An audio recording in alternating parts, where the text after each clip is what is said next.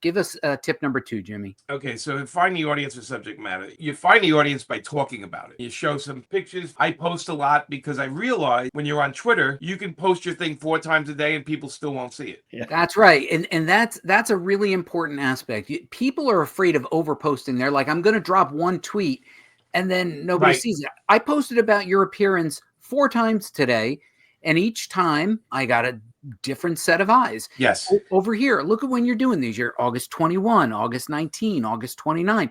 You're the day before, the day of. And I think what you do extremely well is you stay in people's feed. And you mix it up. You show different art. There were so many great tweets, but I think you were showing them that this is a sea adventure. This logo didn't speak as much about the sea, whereas this one screams the deep sea. I'm gonna find people that like sci-fi. There's a romance part that I'm gonna push eventually. But the next thing I'm going to push is the monsters, which is the panel where they're all on the boat there, right? We're seeing the monsters and stuff like that.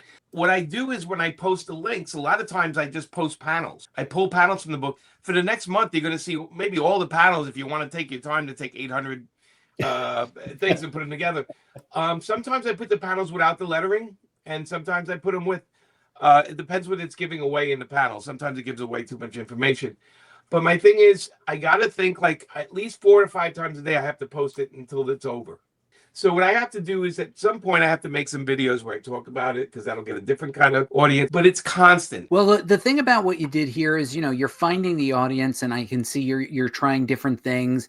Yeah. And you're showing what they will get on the inside, that it is not just a story about people underwater. There's a lot going on. There's a sci-fi element to it. There's a water element to it. Right.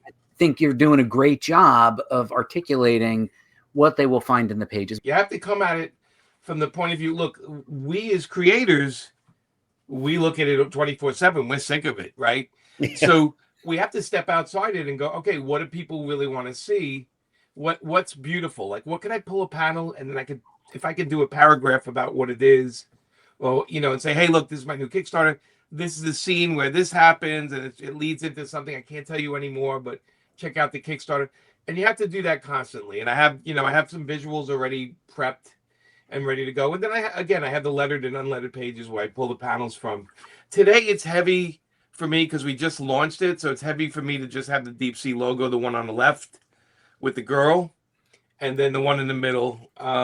The other ones I'm going to pepper, as we go along. But that's the one that's on the top of the Kickstarter.